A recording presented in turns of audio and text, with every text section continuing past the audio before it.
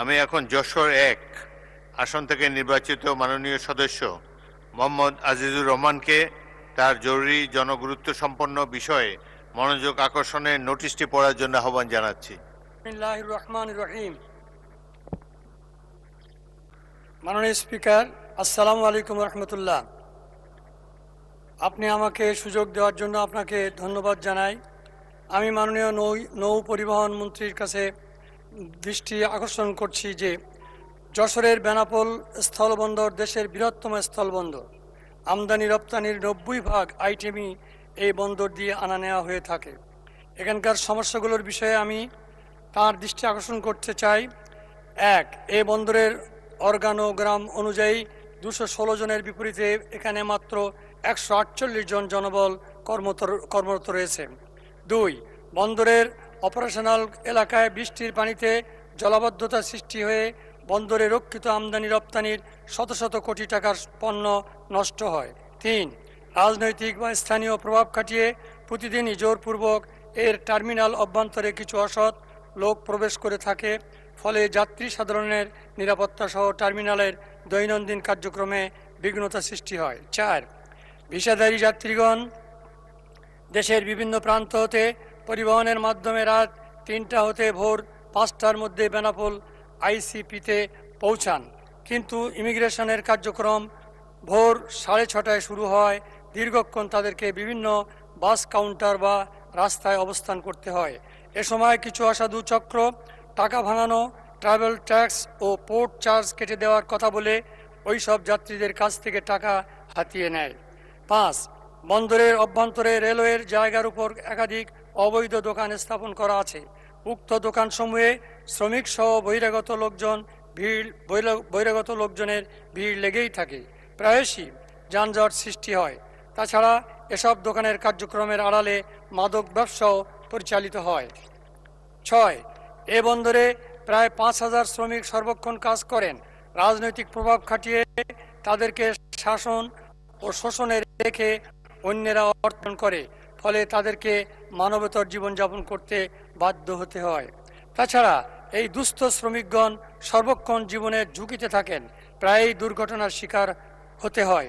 গত 7ই April truck থেকে ভারী পণ্য পড়ে একজন শ্রমিক সাথে সাথে মৃত্যুবরণ করেন, আর একজন হাসপাতালে আজও মৃত্যুর সাথে পাঞ্জা লড়ছেন। 7, পূর্বে টার্মিনালের নিরাপত্তার দায়িত্বে 40 জন আর্ম পুলিশ ব্যাটালিয়ন নিয়োজিত ছিল, তবে ত্রয়োদশ জাতীয় সংসদ নির্বাচন উপলক্ষে উক্ত ব্যাটালিয়নটি তুলে নেওয়া হয়। 8, সর্বোপরি চুরি, দুর্নীতি, অব্যবস্থা ও অবকাঠামোগত দুর্বলতার কারণে প্রতি বৎসর রাষ্ট্র এ বন্দর থেকে শত শত কোটি টাকার রাজস্ব বঞ্চিত হয়। মাননীয় মন্ত্রী মহোদয়, এসবের প্রতিকার আমরা কতদিনে কিভাবে পেতে পারি? ধন্যবাদ মাননীয় সদস্য। মাননীয় নৌ পরিবহন মন্ত্রী জনাব শেখ রবিউল আলমকে এ বিষয়ে সংক্ষিপ্ত বিবৃতি প্রদানের জন্য আহ্বান জানাচ্ছি। মাননীয় স্পিকার, আপনাকে ধন্যবাদ। 71 বিধিতে মাননীয় সংসদ সদস্য বেনাপোল বন্দর কর্তৃক যে সমস্যাগুলি চিহ্নিত করে উপস্থাপন করেছেন সেটি বেশ ব্যাপ্তি রয়েছে। সংক্ষিপ্ত বিবৃতি দিয়ে আমি চেষ্টা করছি সেটাকে বাস্তব অবস্থাটা মহান সংসদে তুলে ধরার জন্য। বাংলাদেশ স্থলপথ কর্তৃপক্ষের অধীনে এবং বিশ্ব ব্যাংকের অর্থায়নে ACCESS প্রকল্পের আওতায় বেনাপোল স্থলবন্দরের জলাবদ্ধতা নিরসনে এবং পানি নিষ্কাশনের জন্য ড্রেনেজ সিস্টেম অন্তর্ভুক্ত রয়েছে। ইতিমধ্যে বেনাপোল স্থলবন্দরের প্রায় 7500 রানিং মিটার ড্রেনেজ সিস্টেম সহ বন্দর ভবন, প্যাসেঞ্জারদের জন্য পার্কিং সুবিধা, yard shed, warehouse, transshipment shed ইত্যাদি নির্মাণের জন্য এবং লক্ষ্যে 355 কোটি টাকার ব্যয়ে 2টি প্যাকেজ দরপত্র আহ্বান করা হয়েছে এবং সেই দরপত্রের মূল্যায়ন চলছে। অতি শীঘ্রই জলাবদ্ধতা নিরসনে প্রয়োজনীয় ড্রেনেজ সিস্টেম নির্মাণ করা হবে এই টেন্ডার প্রক্রিয়ার মাধ্যমে।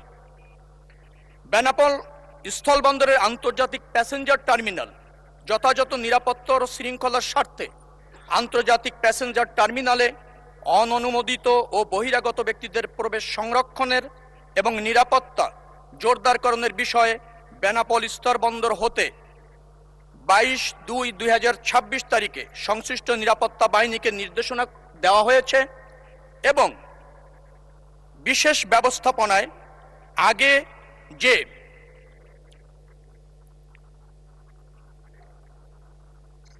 আপনার APBN মোতায়েন ছিল সেটা মাঝখানে উইথড্র করা হয়েছিল, তার পরিবর্তে পুলিশ মোতায়েন করা হয়েছিল। এখন আবার APBN এর বিশেষ নিরাপত্তা বলয় তৈরি করার জন্য নির্দেশ দেওয়া হয়েছে। এখানে উল্লেখ্য যে পোর্ট থানা পুলিশ কর্তৃক যে সমস্ত চক্রের সদস্যদের মাঝে মধ্যে গ্রেপ্তার করা হয়, নিয়মিত গ্রেপ্তার করা হয়, তারা আবার দ্রুততম সময়ের মধ্যে জামিনে বেরিয়ে এসে কোনো কোনো সময় ওই এলাকার আইন শৃঙ্খলার বিঘ্নিত ঘটায় এবং অপরাধের সাথে যুক্ত হয়। আমরা এ ব্যাপারেও যাতে আপনার নিরাপত্তা বিঘ্নিত না হয় সেই জন্য 24 ঘন্টা আইন শৃঙ্খলা রক্ষাকারী বাহিনীর নজরদারি এবং মোতায়েনের ব্যাপারে নির্দেশনা প্রদান করেছি। বেনাপোল স্থলবন্দর প্রতিদিন ভোর 6টা থেকে রাত 8টা 30 পর্যন্ত আন্তর্জাতিক প্যাসেঞ্জার টার্মিনাল সংলগ্ন এলাকায় একজন সহকারী পরিচালক এবং তার নেতৃত্বে 10 জন আনসার সবসময়ের জন্য নিযুক্ত রয়েছে। সেন্সিটিভ স্থাপনা যেখানে আছে সেখানে বেনাপোল বন্দরটি আমাদের জাতীয় অর্থনীতিতে গুরুত্বপূর্ণ ভূমিকা রাখে। এটা আমদানি রপ্তানি করার ক্ষেত্রে এই বন্দরের একটা জোরালো ভূমিকা রয়েছে। এই বন্দরের নিরাপত্তা, শৃঙ্খলা, মান উন্নয়ন এবং আপনার রপ্তানি আমদানি বাণিজ্য গতিশীল করবার জন্য সরকার ইতিমধ্যেই ব্যাপক পরিকল্পনা এবং কার্যক্রম গ্রহণ করেছে। নিশ্চয়ই মাননীয় সংসদ সদস্য আগামী 2 মাসের মধ্যেই এই যে টেন্ডার প্রক্রিয়ার মাধ্যমে অবকাঠামো বা ভৌত যে কার্যক্রমগুলি ইতিমধ্যে আমরা গ্রহণ করেছি তা বাস্তবায়ন সাপেক্ষে ব্যাপক উন্নতি পরিলক্ষিত হবে এবং তার সুফল দেশ এবং এদেশের মানুষ পাবে। ধন্যবাদ মাননীয় স্পিকার। মাননীয় সদস্য, আপনি একটি সম্পূরক প্রশ্ন করতে পারেন।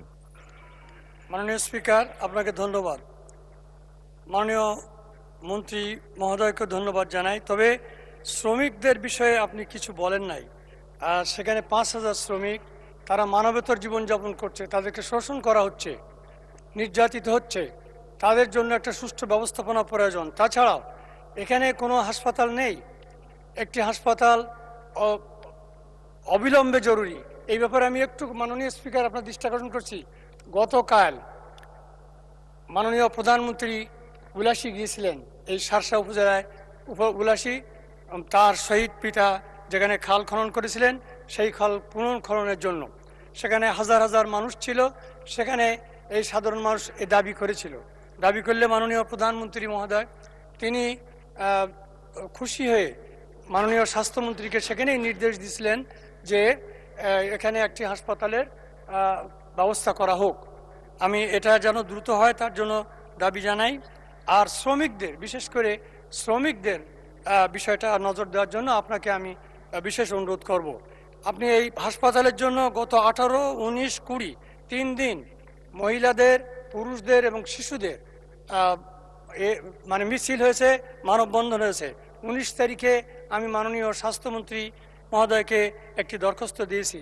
এই ব্যাপারে এখনো আমরা কোনো কথা শুনি নাই। ধন্যবাদ মাননীয় স্পিকার। মাননীয় সংসদ সদস্য, আপনি যে প্রস্তাবনা দিয়েছেন একটি হাসপাতাল নির্মাণের, সেটি আমরা বিবেচনায় নিব এবং স্বাস্থ্য মন্ত্রণালয়ের সাথে এই বিষয়ে কথা বলবো। শ্রমিকদের মান উন্নয়নের যে প্রস্তাবনা আপনি দিয়েছেন সেটা আমাদেরও প্রস্তাবনা, আমাদেরও চাহিদা এবং আমাদেরও প্রত্যাশা।